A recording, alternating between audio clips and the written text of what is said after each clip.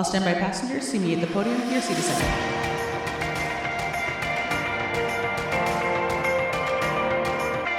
Non-Rev Lounge is a travel and aviation podcast. Monique, Laura, and Tyler are three friends that work for a major airline as gate agent, flight attendant, and ramp worker. During this podcast, they will discuss using their flight benefits to travel the world, as well as talk about things that happen at work.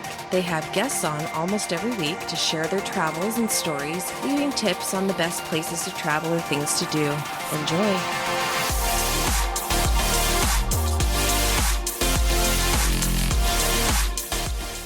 Welcome to Non-Rev Lounge. I'm Laura. I'm Monique. And I'm Tyler. And we have some special guests with us this week. We've been trying to get these guys on with us for a while. These are the famous two guys on a plane. Everyone knows you guys. Did you know that? Everyone. You guys are so big. But I don't know if everyone knows you guys. They know your accounts. They do. And you're out there a little bit, but you're not as much as your memes and your stuff. Like, that's the thing. But these are the guys behind it. So if you've seen anything and everything you guys post is viral. It's big. It's so well, guys. You're so funny. So we're excited to meet you guys. And so on point. We try. Yeah. I'm scrolling and I see like your handle come up. I'm always like, this is going to be right. good. Like I have to stop. Yeah. Thank you. We appreciate that. Well, introduce yourself so that everyone knows who's who. Yes. So I am Rich. I am one of the two guys on a plane. I'm Andrew. I'm the other two guy on a plane. So you guys met, because I kind of went through your Instagram. You guys met on a flight, right? We did, yes. So one was a passenger, one was just commuting or flying. I was the passenger commuting home, and he was the working flight attendant. And who was it that made the first move? Or that started talking? I don't think there was a first move. I think it's one of those like natural crew member conversations. I don't know that he necessarily knew I was crew when he approached, but I was sitting in the exit row and he came to brief the exit row, and I think he saw a crew tag and, oh, do you need a bottle of water? Or can I get you anything? And then just natural, who do you work for? How long have you been with the airlines? Kind of conversation. And we just... Yeah, it definitely wasn't intentional flirting. Also, I'm also painfully awkward. It wasn't intentional flirting on our part. But I was flying with this like very just sassy gay guy, and he would have this little game where during boarding, if he saw a cute passenger, he would clap. And he would be like, welcome aboard, and then just start clapping. And that was the sign? That was his sign to me that like, oh, is he cute? Do you agree or not? And Andrew walked on and he clapped, and I was like, okay, yeah, I see that. And then he was like, go talk to him. And I was like, I'm not that guy. I don't flirt with passengers. I find this like painfully awkward when people do it. And I didn't want to be unprofessional, so I was not going into it with that mindset necessarily. But yeah, we just started talking. I'd never been to Nashville before, and that's where we were going, which was home for Andrew. And I was like, give me tips about what to do when I'm there. And I didn't tell him that we were overnight there, because also, again, going back to being painfully awkward. And so it was like the end of the flight, and my crew was like, so we're going to hang out with him? And I was like, oh, you would have to tell him that you were there in order to hang out with him. But luckily he was getting off the plane, and he handed me his phone number on a boarding pass and was like, call me if you're ever in town. So I texted him and I was like, oh, by the way, we're actually here. So you want to hang out? And he was like, oh, did you cancel or something? And I was like, yeah. So totally unexpected layover. Because I'm a flight attendant. I run this route all the time, commuting back and forth to work. I'm used to them like turning around and going back. So I was like, next time you're here. But Rich is leaving out the true MVP of this whole story, because it wasn't us that orchestrated the like flirting or chatting or whatever. As soon as he was done with the exit row briefing, we were done talking. I was going to see him as I walked out the door or whatever. The other flight attendant, I guess the B, or the one in the back serving on the cart with him, would not let him move the cart from my row. So he started at 1. She got into 10, she pushed the brake, and he was like, okay, well, I gotta go. And she was like, no, you don't. And she clicked the brake again, right at row 10. She was like, I need a Diet Coke. Served the whole airplane all by herself. She's just running back to row 28 or whatever. And I'm just there like, so do you like stuff? So yeah, that was it. So you guys dated for a while, I saw, and then you guys got married. And I want to hear about your wedding, because you had a wedding that I would have wanted, but my wife would never have gone for it. And I think Laura said she would want it. I would want it. Yeah. In a hangar. true AV geeks right here. So How did you orchestrate that? It was one of our first dates was at the Carolinas Aviation Museum in Charlotte. And we went there, like second or third date. I don't know. But it was just like a really magical date that we had. And when we were thinking about, he's from the Nashville area, I'm from Boston. We live in Philly. Like, where would we even get married? Should we do a destination wedding? And we just kind of thought that would be a really cool venue. And it turns out really cheap to rent. And so cheap for a wedding, not cheap, but for a wedding. And so we just thought, well, that would be cool. Everyone's going to have to fly and travel anyway. So we might as well go somewhere where there's a really cool wedding venue.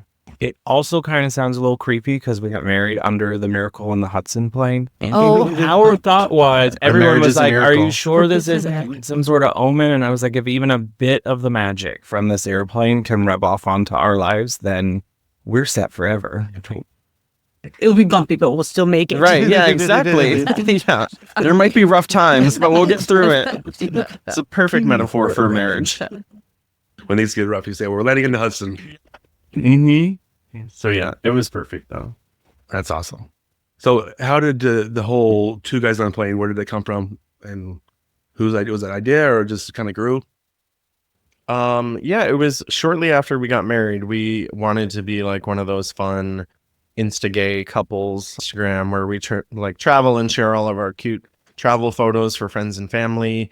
And so that was where it started. And I remember us going back and forth on the name, and like, two guys on a plane is, yeah, sure. I don't know. It's very basic, but like it fits the bill. And so it just kind of started as that and then slowly turned into what it is today. But yeah, we started with just travel photos and we weren't really getting anywhere. And I was kind of thinking it would be fun for this to blow up to the point where we could get hotels and free trips and things like that. Not really planning for what it was turning into today. But so we started posting travel photos, and then eventually I saw a meme that I liked, but there were typos in it, and I was very OCD about this. So I was like, I want to post this on our page, but I can't with the typos. So I was like, let me just remake this meme, and I'll use a photo of us, and it'll be really cute. And I posted it, and all of a sudden it's getting all these shares and all these likes, and all these new people are following us. And I was like, that was fun. Like, let me keep doing this. So yeah, that's how it kind of turned into meme stuff. And you guys going to go back to the abs once you get... That ship sailed. Yeah. We've tried, but... No, well, and I think that's what it was originally intended to be, was like a travel Instagram thing. I think what we found, particularly during COVID, because Rich had been furloughed, and it was just a space to vent what was actually happening in aviation, I think we found that we have a really big community around us, and people kind of gravitate towards, I guess, the real or rawness of what we post, because it's like, I mean, the memes aren't, or the jokes aren't from like our brains, like people we fly with, like you guys, we interact with a gate agent or a ramper or another flight attendant, and the next thing you know, we have like 37 jokes because like that was our day. And people are like, I know that, Rev. I know, we have to be careful sometimes about our trip, inspiration from our trips. Because if we post too close to the trip, they might start catching on. We're memeing about that. But yeah, the pilots don't. Yeah. The shift was definitely during COVID, though. I mean, it was like memes and everything was funny. And then I wrote a blog post during COVID that was like what it's like being a flight attendant during a global pandemic. And that really shifted things for us because people were like DMing us, being like, thank you for making me feel like I'm not alone now. Like, I thought it was just me sitting in my hotel alone, like upset and kind of confused and overwhelmed by what's happening. And we were like, oh, there's more to it than this. It's not just memes. It's not just humor. Like, flight attendant life is such a weird, unique thing. Aviation in general is such a unique industry. And I think we all have so much more in common that we don't always talk about. So things started to shift there with that. Well, there's some charisma with the aviation industry. And people always, it seems like it doesn't matter whether you're in it or not. You want to be part of it. Yeah. Oh, absolutely. Oh, for sure. And I think it kind of, I think we've kind of pulled back that veil of, what's the word? The galley curtain. No, not the galley curtain, but I think everyone thought this was a more glamorous job than it was. And I think, we get it a lot from new hires or things that'll come on our plane and be like, we love your page so much. You're the reason we're in aviation because you just made it so real. Like, we knew we weren't going to be flying first class to Paris or whatever. Right. This was so fun. Thank you for making this so real for us. I think pulling back glamour of it a little bit. It does help change the public's mindset a little bit too about the job, because people think that we're just all out there serving drinks and sipping wine in Paris. And it's like, there's a lot more that goes on behind the scenes. And I think people are starting to see that between the work that unions are doing and things like that to shift the perspective, the narrative in the public eye about what it really is and isn't. You guys resonate with more than just flight attendants too, because you guys are flight attendants. I think you better shoot for that as an audience, but I know like the rampers, gate agents, pilot, you have people that even people that aren't in the industry that probably enjoy your stuff that go, oh. I think we wanted that to happen, but I don't think we realized, because I mean, we're on the planes with people.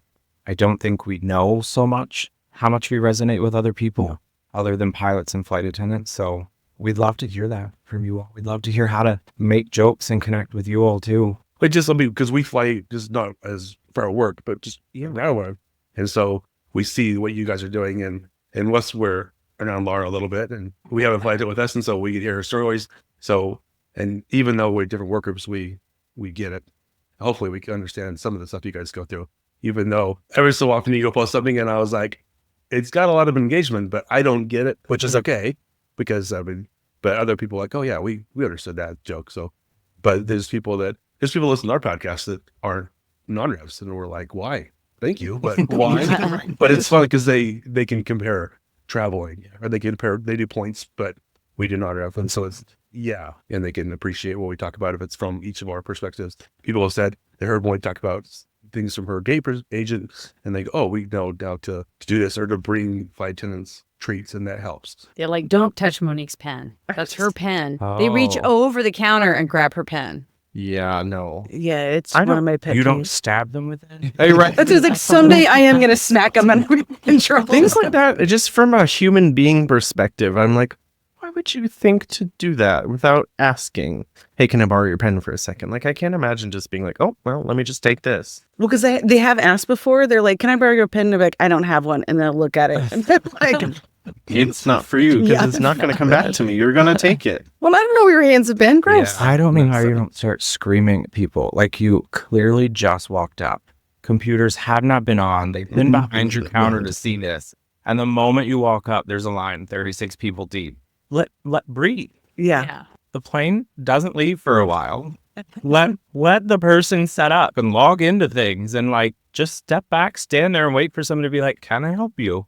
Instead of like I never understood it. It's like gate lice to me. I cannot. Gate lice. Well, even they'll just line up for like a half an hour. Yeah. And they'll just stand there. And then like, waiting. Yeah. it's full. Your seat's not going to change. Right. If you stand there for 30 minutes or 5, like there's no reason to stand there. And then there's the people who don't have any reason to be in that line. They just saw people lining up and thought, well, sure. What are we signing up for? Yeah. Anytime I talk to a gate agent and they're like, I could never do what you do, I'm like, same. I don't know. I'd run away from that podium way more than is allowed. So, I was getting through your Instagram. You have a couple things traits that you guys shoot for or have. And so we're going to ask you, who is in charge of what? Who's in charge of humor? Is it both of you, or is one of you more the funny one? Well, I'm the hilarious one. Okay. And he just tags along. Yeah, I'm just here for the ride. Thanks, Andrew. No, we did. It's hard to attribute any of those things to either one of us. I feel like we really are very collaborative, and people ask us this all the time, who's really doing all the whatever. And I do more of the like logistics, day-to-day posting, checking comments and things like that. But when it comes to working on like memes or reels or whatever content we're creating, it's very much a back and forth. Like, it usually starts with, he had something happen on a plane and will text me, how do we make this a meme, or how do we make this funny? Or I'll find a picture and send it to him and be like, caption this, I know this is funny. Or he'll send something to me and be like, is this funny? And I'll say no, and we'll just kind of like workshop it. So it's very much collaborative on the humor. And it definitely depends on, I would say, our moods and what kind of trips we've both had recently, who ends up being funnier. It's true. My favorite thing that Rich does to gauge his humor level, though, is he'll create something. He'll text it to me when I'm not in the room with him, but like in the house with him.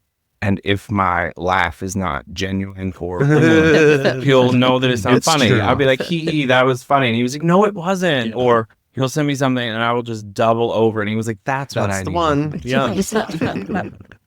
Yeah. Just tell me it's trash, Andrew. If it's not funny, then it's fine.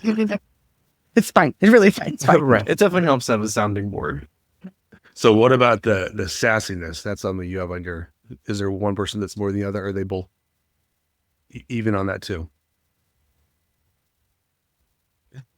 Are you the sassier one? For sure. Okay. No. I don't know. All of them are Yeah. really equally. Oh, okay. Yeah, we're equally. We might have to put this on Instagram and be like, poll our audience and be like, if you know us, who do you think is the sassier one? Because But I still think it's going to be 50-50 because my friends are going to say, yeah, I mean, your friends are going to say you are. I mean, we don't work for the same airline, so they don't see us interact the same way.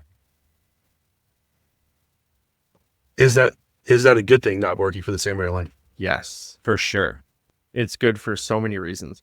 I mean, one, just from a general life perspective, don't keep all your eggs in one basket. I mean, it's if something goes wrong with one airline and not the other, helps with us, one of us will keep our job, hopefully.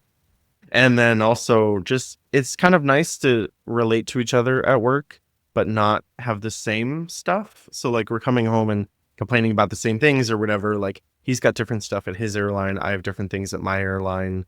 So we can relate, but it's not overkill. Would you agree with that? For sure. I think it really helps that you can relate, but don't do the exact same job because we work for very different airlines. So I think that's super helpful. Also, I think if you work for the same airline as a couple, there's a tendency to like try to get on the same trips, and I would murder him. I would throw him down a slide. That's how Dave and Laura, right? Wow.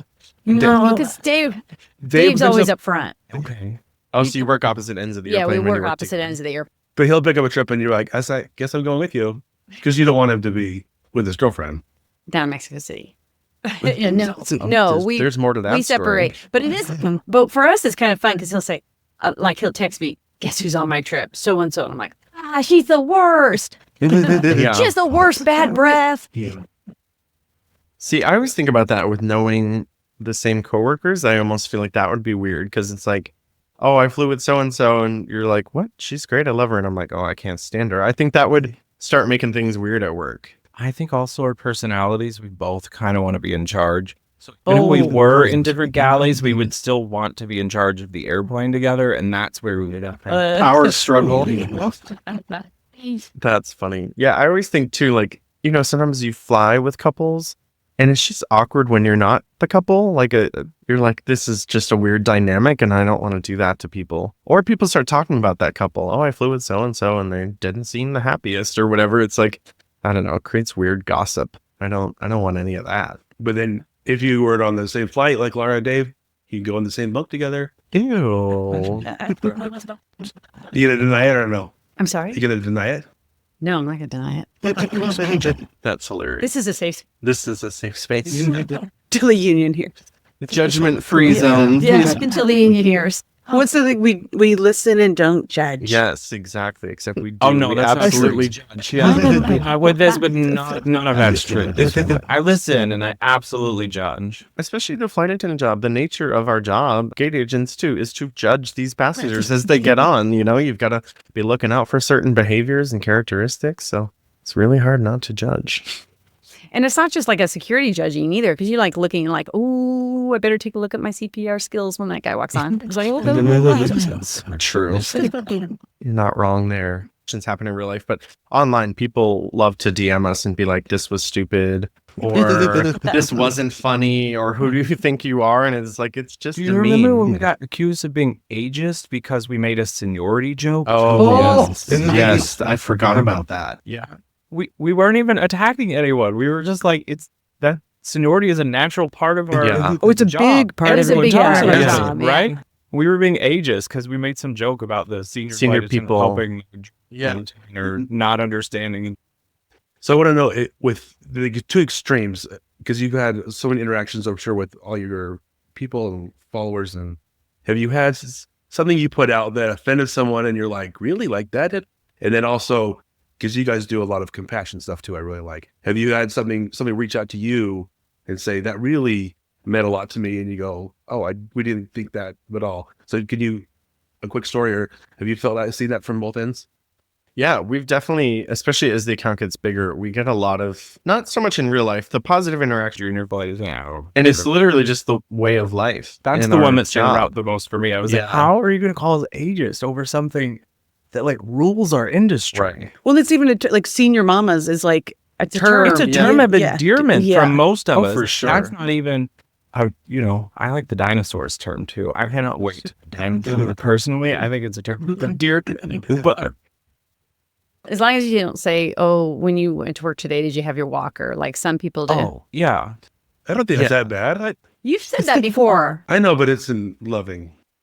I mean, I could see where that's starting to maybe cross a line a little bit. I don't say Thank that you. word, just a lot. No, you usually use the cart as your walker. Oh, yeah.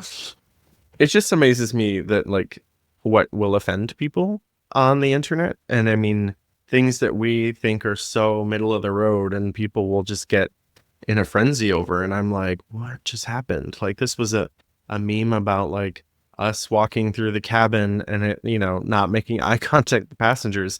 And then suddenly we'll have people being like, obviously you hate your job and you should quit. And it's like, I don't hate my job. I love my job. That's actually why we have a whole page dedicated to this job. We love our job. So it's funny, but the pilot group is always the one we think we're going to offend, and we're always surprised that they find the pilot jokes funnier than we. the good pilots do. You can tell. Yeah. Yeah. The good pilots that have a sense of humor think we're funny. And the other ones that are too sensitive are usually the ones that just don't like flight attendants anyway. It's an endless source too. Those. Oh, Yeah. gosh, they are. The thing I think the most though about like positive interactions that we have is the Flight Attendant Friday series Oh, that I we love do. that. Yeah. And I feel like we love it and we keep it around because it's such a balance between the funny and making fun of passengers and things like that, and then also highlighting what we all really love about our jobs. And I think it kind of adds balance. But people will come up to us, actually, just literally 2 days ago in Philly. Oh no, We were getting ready to come out here to meet up with you guys and meet up with some friends. And was it a week or two ago that we posted a flight attendant named Al, and he's like, "Hey, two guys on a plane," and we were like, "You look so familiar. Why do you look so familiar?" And he's like, "You just featured my story. Thank you so much." And like, he was so excited. He was non-revving to Rome, and like, it's just cool to meet those people in real life and have those stories. But a lot of people will come up to us and say, I didn't know about this job. I didn't think much about it. And then I found your account and I found these stories from other people. And like, then I became a flight attendant. And now my whole life changed. Thank you. And I'm like, we just never thought that it would have that kind of impact on people. And it's a really cool thing to see that play out and come full circle for people. I totally agree. I love And that. I have to Friday. give credit to Andrew because this was really, Flight Attendant Friday was really his idea. We shared our stories and this was way back when we shared our stories in aviation.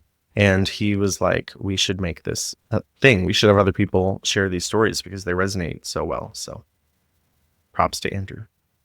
Nicely done. And I like the fact that you do so many different airlines. Yeah, You'll have a flight attendant from an airline I've never even heard of. exactly. And I'm Same. like, I love that. Yeah. I just really love the stories though, because shows everyone that they can do it. We've featured people with disabilities. We've featured people that are older that started after their kids have raised their kids and kids are off in college. And I really love not only the airlines, but just the vast majority of people that have found this job and And how universal it is. I mean, just all these stories, as unique as they are, they're also relatable in such a way. And it's just cool that we all kind of feel the same thing, even though we're from all over the world. All right. So since you're with us and you guys do have the SaaS aspect, I feel like that's do you like that? That's a good majority of what you guys do, kind of poking fun, but in a fun way. But if it's the Golden Globes or flight attendants or whatever, you're using that to.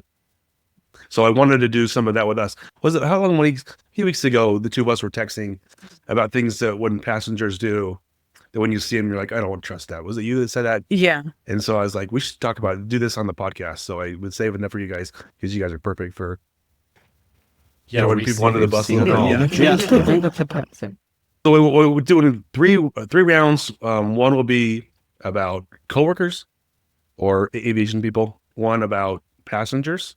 And then one about flight attendants. We have 3 flight attendants. So those are the 3. What should we do first? Wait. Should we start with the passengers? Let's do The one passengers that started first. all of this? Yeah.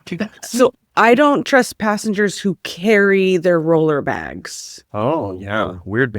Because Serial killer. why is behavior. it so light that you can just carry, and why still not roll it? It has the wheels. It kind of freaks me out. I'm like, why are you carrying it? So I don't trust that.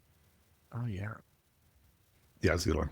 You want to go around? Sure. Yeah. Mine is passengers who eat things directly off the tray table. Like they love to take their like bag of snacks and just dump it onto the tray table. And I'm like, as a flight attendant, I've seen that tray table go through something. Dirty vomit. I mean, you name it. We've seen it happen on a tray table. So when I see people dump their stuff out onto a tray table, I'm like, you're not okay. Yeah. Well, and we know too, like how little they're actually cleaned. Oh yeah, exactly. My They kids get cleaned, but they're not getting. No. My kids did it. I'm Yeah. like, get it on the napkin. Put it on the Yeah, napkin. right. Like, get it off. And I they're always will like, do why? that. And I was like, oh, Yeah. no. I'll come back and be like, these might help. So that's weird and gross. Yep. Mine's not as bad. I don't trust passengers who don't acknowledge the flight attendant's presence. Like they'll walk on the plane and like stick their head around to say good morning to the pilots and then just walk right past us.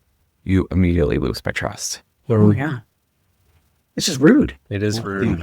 Right. And those are always the ones that are asking us for stuff like 10 minutes later, too. Like, oh, now you want to see me. So be on the ramp. When people, mothers, dads, when they check the car seats, but not in a bag. I'm like, if you love your kid, I mean, I'm talking like a baby one. Let's say get older, because you don't know how dirty it is where I work. It's so dirty under there. In the summer when I'm working in on belly, the bin, I'm sweating from every pore in Phoenix. And that sweat is getting on your car seat, on your bags, everything. I mean, I don't want it to, but it's just what's going to happen. It's so dirty. I come home just dirty. And people don't put what they put their baby in a bag. So a garbage bag, even something. They don't put it in. I'm like, why? How do you? I should call CPS on that person. Why not the people who don't take their like stuff out of the stroller? Oh, yeah. They like leave a whole diaper bag and fold it up. Even like I'm like, what are you doing with that? Yeah, I don't. You're not seeing it again. So Right. hopefully they didn't like that blanket. Where do you think this stroller is getting taken to? Yeah, it's I don't. Maybe just people don't understand how dirty it is where I work. Like there's so many. They probably don't. Yeah. It is dirty on there, and it's just the nature of dirty bags, and it rains and there's dirt, and we don't. So, yeah, it's and the belts too. They put them on the belt cleaning system. the cargo hold. And the belts that they put them on the check-in, and the belt, not even just like the quick one, but even like if you check in the sticky counter, those belts are dirty. It's dirty down there. And then you got a dirty ramper that grabs the stuff and put on a dirty cart. I mean, it's nasty. So buy a bag. And on Amazon, they're like $35 and it comes in a backpack and it's nice. So yeah, of course. Once they get older, but for babies, you got to keep them. So, all right, Laura, do you want? All right. Well, yeah, I do. Okay. So the captain comes on and he makes an announcement that we're expecting some moderate turbulence. Tell me what happens. They all get up. Thank you. They all get up and go to you. the bathroom and wonder why they can't walk straight down the aisle. And they walk past you Yep. while you're in. strapped in. Yep. There you go. I've never understood this. It really boggles my mind. You see a flight attendant with like not just a belt on, like all the harnesses on, and you think it's probably a great time for me to be. And then they ask for permission. It drives me nuts. Well, can I go? No. Or they ask you for a beverage. Yeah. You've had that where you're strapped in. Mm-hmm. I'll say as soon as it's safe. I can't reach it from here. All right, let's do coworkers. I don't trust coworkers who call up and ask for more assignments. So at the gates, sometimes you may have a little bit of a lull. I've had coworkers that will call up and be like, I've been sitting here for too long. And I'm like, oh no, that's a good day, girl. Like, let's let it be. So I don't trust them. So you'll have downtime and they'll ask for more Yeah. flights or whatever to work. But Yeah. not getting paid extra. Not like you're Because picking you're up a just trip. either Yeah. on shift or not. Yeah. Yeah. Yeah. Oh yeah, I wouldn't trust Yeah, them I wouldn't either. trust them. That's very suspicious. They're like, yeah, let's bring Monique with me. So, And so usually for like staffing people call Elvis, are like, we're not in here. We're not in here. Don't remind me that's Hilarious. Oh God, this is a tough one because where do I begin? Exactly. Yeah, no, I don't trust flight attendants that never know what's going on. There's always that one flight attendant on the crew that's like, oh, you'll be like, oh, we're switching planes here and then we're going to wherever. And they're like, oh, we are? Yeah. Oh, I thought we were going to Tampa tonight. And you're like, no, we're going to Chicago. And they're like, oh, well, that must have been another trip. And it's like, how do you have like zero idea where we're even going? Like those people, and they're just, everything is a surprise to them. Like the flight time, the gates, the plane changes, how full we are or are not. Like it's just, yeah, I don't know. Some of these people, it's very confusing how they just go with the flow. They just hope someone on the crew is telling them what to do and where to go and when to be there. Is that rare, or do you find that more often you would hope for your? Not rare. It's not rare. Not. It's new. It's not. Laura's like, let me tell you. It's no. There's people. Some flight attendants don't even know what airplane they're on. Sometimes they're like, "Oh, I thought we were on a 737," and I'm like, "No, we were on an Airbus." Yeah. And they're like, "But this is what the 737 looks like," and I'm like, "No, it's really not." I literally flew with someone recently. We were on a 319, and we're in the back galley, and he's like, "I don't know why the other flight attendant keeps talking about these doors and this Airbus and whatever." He's like, "We're on a 737, like, get it together, girl." And he was like so confidently saying how she was wrong. And I'm looking around like, there's no way. Like, this guy's got to be punking me right now. And I was like, no, she's right. We're on a 319. Like, look at all the safety cards. Look at all the features of the plane. And he was just like, okay, whatever. Giant gap. Yeah. People like that, I don't trust them. Yeah. Well, the flight attendants in the room will probably understand mine, and I'll explain it to anyone else that doesn't get it. But I don't trust a coworker who just pulls the cart topper out and doesn't do any organization to it. Oh, That's yeah. a good one. There's work that goes into that cart topper. If you just slide it out of an Atlas onto the galley cart for us to push out into the aisle, it'd be so frustrating. I don't trust. So they're not like replenishing any of the supplies or anything. Just going don't trust the willy-nilly. flight attendant at all. No, that's not all right. Mine is another with the rampers, because I'm the ramp. There's two guys I know that I work with. They wear their knee pads the entire shift from the train ride in to the train ride back. And I'm always like, what is wrong with you guys? Like, and they seem like they're pretty smart guys, but I'm like, if there's ever a serial killer, that's going to be one of those two. Because I love my knee pads when I need them. Like if I'm on my knees, I want them on. As soon as I'm done, I'm tearing them off. I'm like, hey, I can't stand them. These guys wear them all the time, and I'm like, what is going on? I do not trust that. You just made the back of my knees sweat. Yeah. Wow. They'll save you when you're sliding around in their boat. Comfortable. Yeah. No, I can't be comfortable. Or they're the ones getting killed by a serial killer. I don't know if they are the serial killer, but it's like going first. Bro, the serial killer. But they can't run very fast because their knees can't bend. Run straight-legged. I don't trust a coworker who, as soon as we get into the crew van, they put headphones on because they don't want to talk to anybody. They don't want to talk. They don't want to interact. And that's the debriefing. That's the decompressing time. What about when you get to London? I thought it was quiet time. Okay, that's true. Nobody talks on the bus. I'm not allowed to talk on the bus. Yeah, I don't know. I might have to debate you on this one because sometimes I need that like minute to like more so on the van to the airport than away from the airport. But like early morning, I haven't had coffee yet, or I'm not fully awake. Like I need music to psych myself up or something. I can see that. Early morning vans, especially, I got to check out. But I do get that The decompressing going is good. into a city though. It's like, And we got to talk about the passengers. yeah. I just can't Yeah. relive the day. I've done it. I need to put my headphones. No, yeah. Zone Come out. It's too soon. The day It's with too all of fresh. you. You got to write down your notes. This post. This person did this. That's funny. And Rich, I know what you're talking about because I have a playlist in on my phone. And so I listen to it on my way to work, kind of jazz me up, get me ready for the day. And I may sing along to it.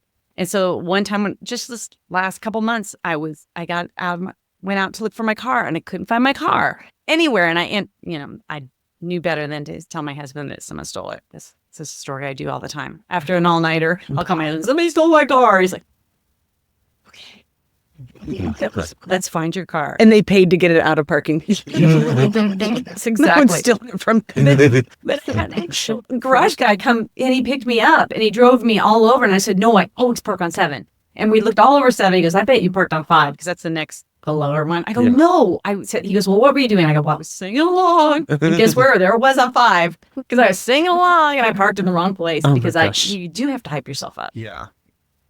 So some days it's necessary, but I do get what you're saying. When they're too checked out, it's like, okay, so you're just not part of the crew. Yeah. And meanwhile, we're talking about where we're going to eat or Right. what we're going to do. Right. Beverages we're going to have. Oh, see, decisions just should be made, and you should just tell me where we're going once my earphones come out. That's true of you on and off the crew. You know, that's our relationship. He's like, I don't want to have this conversation. Tell me where we're going.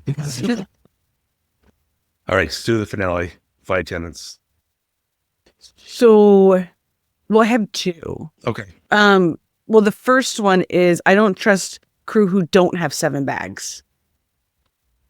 Because what are you doing when they just roll up with like 1 bag? I'm like, what are you doing? Where are you going? Like, Oh my God, mine was literally going to be the opposite of yours. Yes. Keep going. I'm sorry. but it's just, I'm like, do you even, like, I'm not a flight attendant, but I know things can go wrong and you can get moved around and you have this tiny little bag. I just don't, it seems like they don't know, like, I don't trust it.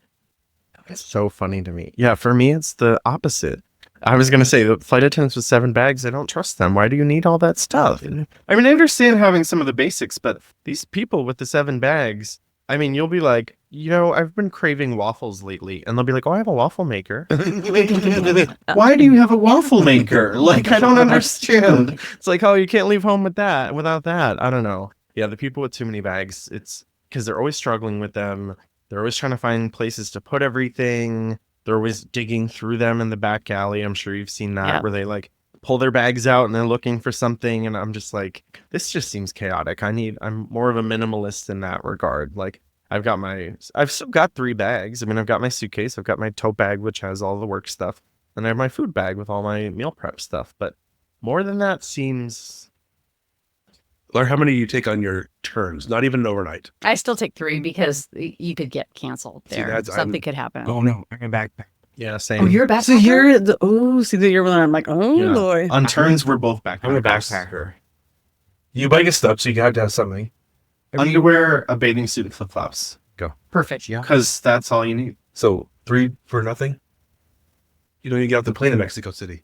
I don't. Well, then if something happens, then I've got a cute outfit. Like you need the wobbles. I got my pajamas. I got the girls with bags on a turn are different than boys with bags. Thank you. That's true. That's Thank you. very And fair. You have to have a swimsuit and a cover up, and then you have to have dinnerware in case you get stuck. And there's just Her swimsuit is a Ziploc bag.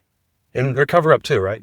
Yes, but Because you know don't what? cover up much. To be fair, 9/11, I was stuck in Houston for a week. Okay. Okay, and it was That supposed is to be fair. just an overnight, and the week before I hadn't brought clothes. So my crew yelled at me, well, we would like to have breakfast in the morning. You don't have clothes. So that week, I brought an extra set of clothes. Oh, and go ever figure. since then, I'm like, okay. wow. Yeah. I didn't even have my phone charger on 9/11. So I had to run to the mall and get one. For That your was- Nokia. But You now pull the front brick-sized strip cell and go phone. downstairs and be like, I was here last week and I left my phone charger. I've done that. And what else you got in there? Well, those are my sunglasses. Right. So maybe my wallet too. All right, who's next? Did you yours or was yours just the opposite one? Mine was the opposite. Okay, one. good. It really was too. When she said that, I was like, oh, we're gonna fight. Yeah. I don't trust flight attendants who don't understand that more airlines than their own exist to travel on. Oh yeah, that does happen a lot. That's good. They're like, well, this airline only flies here. And I'm like, but there's all these other airlines exist. Have you looked at Southwest? And you probably get it for free. Yeah, You probably get it for free. Yeah. But they're like, no, my airline doesn't fly there. I guess I'll have to drive. What? and sometimes it's commuters too, and they'll be like, all the flights to Fort Lauderdale are full, and you're like, well, have you tried this airline, this airline, this airline? And they're like, head explodes. They're like, what? Branch out. Yeah, go. That Laura has. some That's friend- my thing. you- That was my thing. My Well, choice. not you. No, your friends though. You do better. No, but I mean, my choice for this round was the flight attendants that don't non-rev. Oh. don't not. Or just they don't don't go even anywhere. have the StaffTraveler app. Yeah, Why they do you don't go do this anywhere. job I if know. you don't It's use not your for flight money. benefits? Yeah, I don't understand that people that don't go anywhere. That's who I don't trust. People who don't non-rev. They don't even have the StaffTraveler app. How do you not have the StaffTraveler app these days? I'm obsessed with it. I have my little QR code here. Non-Rev Lounge. Can do that. Oh, that's smart. Because I'm still in here looking up flight loads. So mine is, and there's not as much now I've noticed, but before your contract was done, flight attendants will sit in the galley and talk bad about the airline that they work for so loud that the customers can all hear it. I understand if you're frustrated and do it in the hotels, the vans, but not where the passengers can hear you talk bad. That just bothers me. My group text blows up when he hears that. Oh, I'm like, dang. I can understand that. Passengers on our side. But it just looks like it isn't a bad look, though. I mean, But that's the thing. I agree with you, Tyler, because I feel like passengers see us as the airline, regardless of how we see ourselves as separate. Yeah. They see us as an extension of the airline. So when you do that, it makes them feel weird about it, I think. Yeah. But I definitely understand your perspective too, Andrew, where it's like you want them to be on our side when it comes to things like boarding pay or whatever the case may be. You want people to understand that flight attendants are mistreated and airline employees are mistreated by their carriers. But yeah, I do feel like it's a weird place. And you just sent me that thing yesterday. What did I Chelsea send you? Handler. Oh, yeah. You said Chelsea Handler dedicated her dedication. book? Yeah. It's dedicated. That was pretty flight cool. Yeah, we're waiting for her to slide into our DMs with some tickets. Well, first of all, she made the offer. She did. She did make that offer on her. Just a public offer for all flight attendants to come to her show. But yes, she's been very vocal on like flight attendant issues, and I appreciate her for that a lot. Yeah, there's not a lot of big mainstream celebrities like that on our side, so we really appreciate that. Yeah. Normally it's them complaining on Twitter about us, and then it's like, oh great, well now so-and-so's mad at us. You know, I definitely want you guys to get the contracts you deserve. But when there was one lady was telling another lady, don't do anything more for these passengers. You have to. Yeah, see that. Things like that. That it's just like, so it's like, yeah, it didn't look good. I'm like, I understand. Get what you need, but taking it out on customers. Well, that's like the time that you had that bag and you went to great effort to get that bag over the airplane. Then they wouldn't open up the airplane and put it on. Yeah, so it's frustrating. You were so bad. We want to do what's best for our passengers. So. I mean, you went to great effort to get that bag over there. Yeah. And the plane was sitting there. There was no reason why they couldn't pop it. Yeah. See, that's the really depressing thing, though, is sometimes we really do want to try our hardest to do something right for the passenger. And we can only do so much in our various roles as rampers, flight attendants, gate agents. And then we're always stopped by something. You know, it's like you get to that point with a passenger where you think you're about to be able to help them, and something inevitably kind of stands in your way. And it's always frustrating because you're like, I really do want to help these people, but I can only do so much. And I think a lot of times passengers don't understand that. They're like, why can't you go the distance on this? And it's like, that's out of my department. You know, I really can't do anything more at this point other than beg somebody.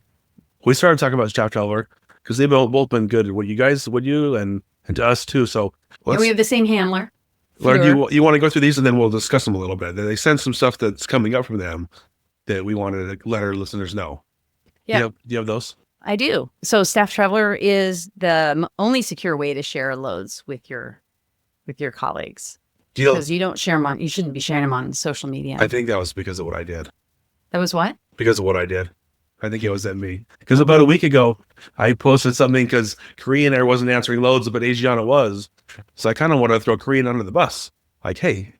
But so I shared the loads of the Asiana because they had answered. But yeah, so they're saying their way is the secure way to say, well, you put it on Facebook, like anyone that's open.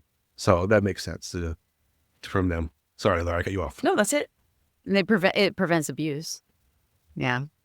I love the StaffTraveler app, and you don't have to. Well, one thing I really like about the StaffTraveler is the eSIM card, and anyone can purchase the eSIM card. You don't have to be an aviation employee to have that. I kind of like that eSIM. I was one of the testers for the eSIM card, for their eSIM card. Yeah, it was kind of fun to turn it on when I got to London. Turn it off. Turn it on. Turn it on. Yeah, it's awesome that they're expanding their kind of products or offerings for airline employees. There's so many options now. You've got the app, and then they've got the eSIM. They've got and anyone can have that eSIM coming. Yeah, which is cool.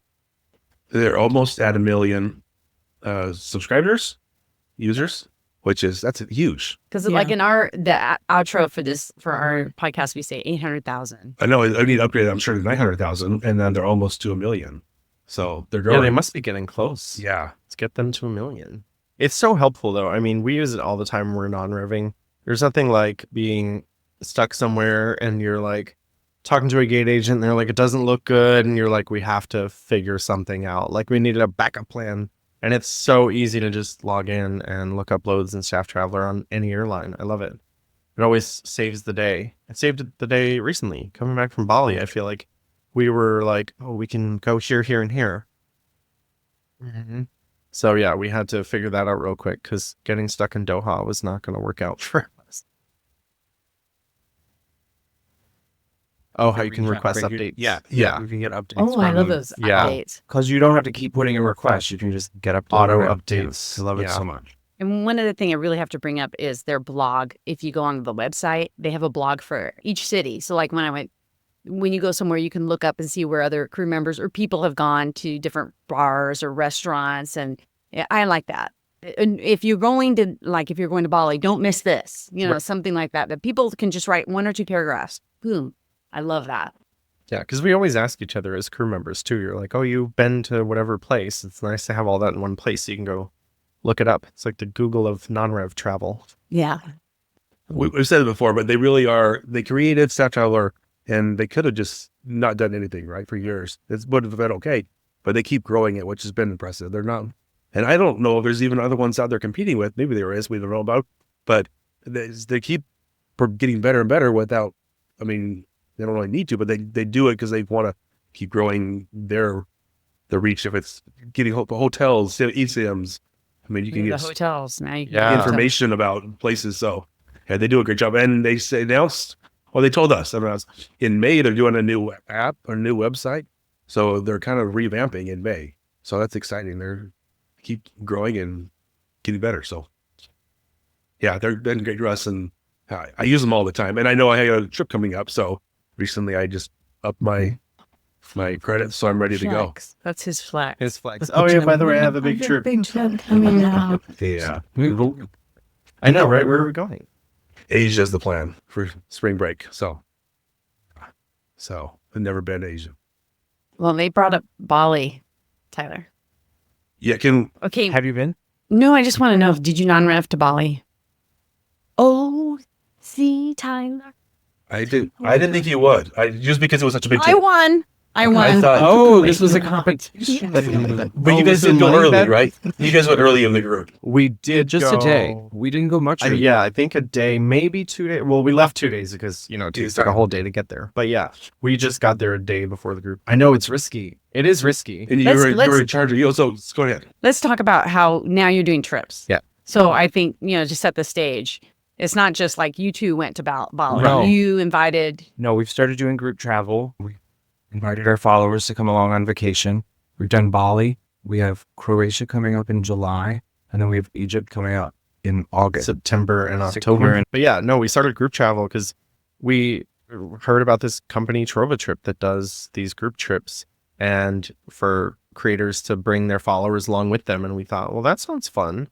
But I do admit we were a little hesitant at first because as crew, sometimes if you're on a layover with these flight attendants you don't know, it could go either way. Sometimes it's like the most perfect vibe, and some days you're like, oh, this is getting weird. Like the conversations are getting weird or whatever. So we were like, this is just going to be one big ultimate layover trip. And it was a pretty good mix of crew members and non-crew members because everybody kind of brought somebody with them, like a spouse or a friend or whatever.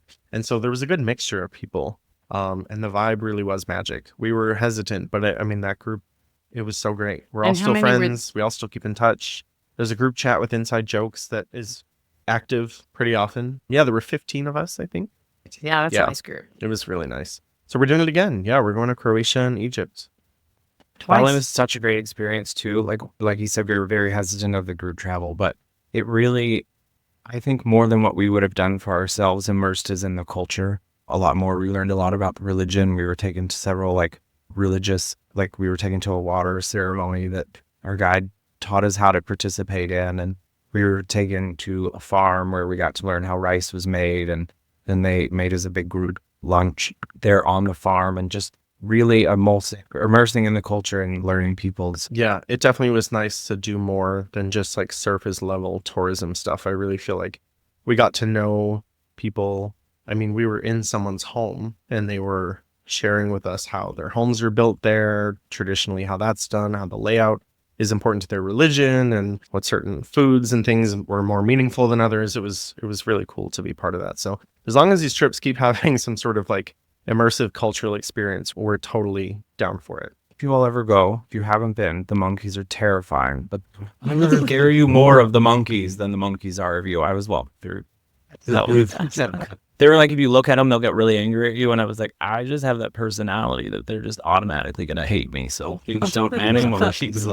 They definitely spooked us too. Like the whole bus ride to the Sacred Monkey Forest, they were like, don't look them in the eye. Don't do this. Don't have food. Don't have loose items. And so we all walked in like, oh my God, the monkeys are coming for us.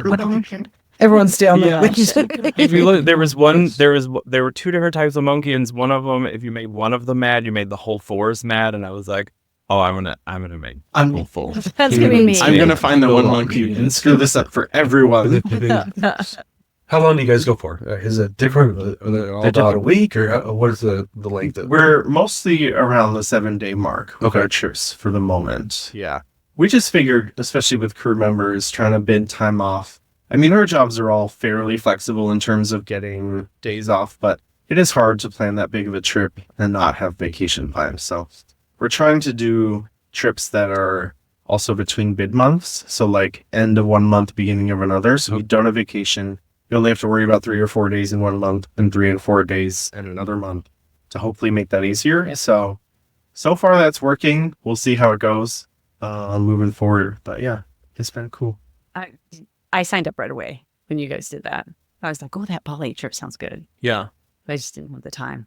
But is my little name on there? I'm on your mailing list. You probably email are. list, yeah. We're glad that you are. We appreciate that. Yeah, no, it's such a fun way to bring two guys on a plane to life. You know, for so long, it's been us more behind the camera, behind the scenes, doing things. And now to meet people in real life and engage with them and create friendships, it's been really cool. Yeah, I think I think we're hoping, or I hope that we're proving that we are into this for building a community and not just a funny brand. Like we want to get to know the people that are in this journey with us. That's what for us, for Non-Rev Lounge. No. Are you going to cry? No, I was joking about this. I can't actually see it. So supportive. One of my favorite things is the people we've met through it. And we're not huge. We never have been huge, but the people that have come to meetups, to lunches, we do those about once a year. It's fun to see those people and see how much they appreciate the work that we put into it and how much they learn. So that's how Monique and I started before we had Laura on, and it was just us talking about our travels and work, and people would be like, oh, we love hearing about that. And I was like, oh, you do? Like, we had no idea. Like, it was just kind of us talking about stuff we talked about anyway. So it's fun, and I'm sure you guys just enjoyed that. People that reached out to you and said, you know, on that trip was something you could kind of become friends with people. It means a lot to make those connections, because a lot of times you're doing this, you know, and if you don't get that direct feedback from people right away, you're kind of like, okay, is this meaningful to someone? Is it not? And what are we doing this for? So to meet these people in real life and talk to them about stuff and how they found our account, how they got engaged with it in the first place, what made them come on these trips with us, it really kind of expands things. And you're like, oh, this is just so much cooler. Like this is deeper than just memes. And yeah, it's been cool. We have a group chat with them still. So we see them meeting up on their own airlines. Like none of them really worked some of them worked for the same airlines, but like seeing the friendships that were formed, and they're meeting up on layover. I was trying to meet up with one of them while we were both on layovers in the same city. We didn't make it happen, but it's really fun to see those friendships continue on into real life and trips being planned out of that, like in the group. It's been really fun to see the friendships that have been formed. Yeah, and a bunch of people from our Bali trip signed up for Egypt like almost right away, which was so cool to see. So it was like, okay, they really did have a good time. They want to do this again. And people that didn't know each other before the trip were like, oh, do you want a room together this time? Like, let's do this. And then, oh, we could go a couple days early and go here and do whatever. Like, it's awesome to see people connecting like that. Was there also the people that are like, wait, is Monique going on that trip? Because if so, maybe. No. And then that's the funniest part is that there was no one in the group that anyone was like, oh, I don't know about this. Like, everyone just got along so genuinely well. And it was really cool. And we talk about this too. We're like, you've got to think about this. People that follow us, people that are following two married, gay flight attendant husbands who are very sarcastic, who are very sarcastic and funny. I'm just gonna say it. We're funny. That's a very specific type of person. I feel like that they're in it to have a good time and to laugh. So I feel like we attracted just the right group of people to come with us. Awesome. So you guys have been teasing some for a while. So this comes out in April. Is your podcast? April. Yeah. So tell us about it. What is it going to be? What can people expect? Is it going to be guests? Just you two? Are you going to show memes and laugh, or what's it going to be? So we've been talking about podcasting for so long, like literally years, and it was because people started talking to us about it. They were like, "When are you guys going to do a podcast?" And we'd never really thought about it. And at first we were like, are we just jumping on a bandwagon? Do we want to do a podcast? And so we've just been working for a really long time to develop a format and segments and how we really want to make this work for us and for our audience. And so we are finally launching Two Guys on a Plane, the podcast. Ooh. April. Yeah. So it's going to be our typical sassy, humorous selves. And also we're going to mix it in with some guests here and there. Some aviation people, fellow crew members, some special guests and things like that. So yeah, it's going to be a mixture of interviews, us just bantering about flight attendant life, our travels, our life together. Maybe hopefully some educational thing to get it out to people who aren't flight attendants to be better travelers. Oh, good. I will say there's a lot of passenger pet peeves that we've already discussed in some of the episodes we've recorded. So there will be lots of that as well. We're going to correct behaviors one episode at a time. Yeah. Changing aviation forever. We can hope. Bring a pen. Yeah, exactly. And you're going to do a video and audio, right? Yep, so people can find you you on YouTube. It's going to be everywhere you get podcasts. So we're still working all of that out, but yeah. Exciting. And speaking of people that you can't trust, then when I'm in the back alley and someone will say, "Oh, I listened to your podcast last week," and then another person will say, "Oh, what time does it come on? Oh. What day and what time does it come on?" I'm like, "Okay, yeah." Oh, that's a person you can't trust. Yeah. Okay, Jane, it's not 95. Yeah.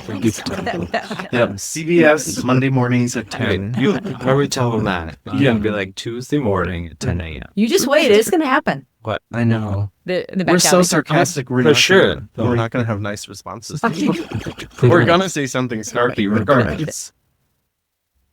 So we follow you guys on Instagram, Twitter. Are you guys on Facebook too? We're on Facebook, Twitter, Instagram, TikTok, Blue Sky, Threads, YouTube. OnlyFans? Nope. That's the one that we have not done yet. Yeah. Are you going to ask them a question, Lara? No. If any of their trips have. Oh, yeah, because I noticed on the notes on his outline, it says here, what are your future group trips? How do you pick them? And do any of them have clothing optional days? I did not get that in a version of the outline. What outline was that? It's there. It's in the last page of the outline. I'm convinced Lara's I did favorite, not get this. Lara's favorite resort in Cancun is clothing optional. Yeah. And so she always asks. Which if I missed. It's really right here. They really wrote clothing optional. Did you know there's some cruises that are clothing optional? Really? We're going on one next year. Oh, were you? Yeah. That's funny. Yeah, no clothing optional trips at the We moment. know of. I mean, Yet. if you want to come, Yet. you can research the Maybe place that that'll- we're going to. Maybe they're. Maybe that'll be in conjunction with our OnlyFans launch. But it won't be Egypt. Selfishly, we've been picking trips based on places we want to go. And we hope that people want to come along with us. We have polled our audience. We'll pick a couple places. We'll put it out to our followers and be like, this is kind of what we're looking at. Where do you want to go? So we've used our followers and selfishly us for picking our trips. Yeah, Bali was one of the top destinations in that initial survey that we did. So Bali was a choice based on where our followers wanted to go. But yeah, now we're moving towards where do we want to go? And hopefully people want to come with us. Then we called the people that came on the trip with us to find out where they wanted to go. That's one of our plans, is each trip to get you to tell us where you would want to go next with us. Yeah, and everyone that comes on our trips gets to help us decide on the next one, and also gets an early access link to sign up before everybody else. That way, because they want to come and they want time to make that decision for themselves, and we feel like we owe it to them to let them choose first because they came with us first. We've already committed so much the first time. So yeah, that's good. exactly. Promote loyalty. It's cool. Yeah. Well, all those destinations are awesome. They sound so fun to go to. So, And I don't think that's selfish to go where you want to go, because Tyler only has guests on that talk about where he wants to go. it's true. Usually that's my go-to. Is Selfishly, our guests are people we want to. I know we're trying to figure out next year now where we want to go. There's just so many places in the world. I don't know. Stay tuned. And you're Non-Revving to all these places? Egypt, actually, we bought tickets. Only there. So yeah, because we have a deadline, but we'll non-rev home. I mean, we're not ticket buyers. We're full-fledged non-revvers. Yeah, I think this was the first time we bought tickets in like a decade. Full time we've been. If you're going to something like a cruise, I mean, those kind of things. We non-rev that cruises. Oh, really? Well, I do too, but I mean, I don't hold it against people. Yeah. So, but if you are going on a cruise and you're trying to non-rev, don't go at like an hour before. Don't land an hour before. Like, we did an Alaska cruise a couple years ago, and 3 days early. Anchorage is beautiful, by the way. We went and hung out in Anchorage and just sat there for 3 days. Yeah, and that the was sun was so up worth 24 hours because it was that time of year. That was so 10 p.m. confusing. and we were like, all bars were closing down, and we were like, They were like, last call, we were like, what? Daylight. It was also like 10 p.m. It wasn't like we were that crazy or party people. Well, thanks you guys for joining us. It's been a lot of fun. Finally getting to meet you guys. And we've seen your pictures, a little bit of a lot of your funny stuff, and coming all the way to Phoenix for this. It's a great time to be in Phoenix. So, And if you want to get a hold of us, you can find us at the Non-Rev Lounge podcast at gmail.com. Everyone stay safe. Bye. This has been Non-Rev Lounge. This episode was sponsored by StaffTraveler, which is the #1 app to get your non-rev loads. It is used by over 800,000 people from all airlines the world over, and built to make your non-rev trips easy and stress-free. Sign up now for free at StaffTraveler.com/non-rev lounge.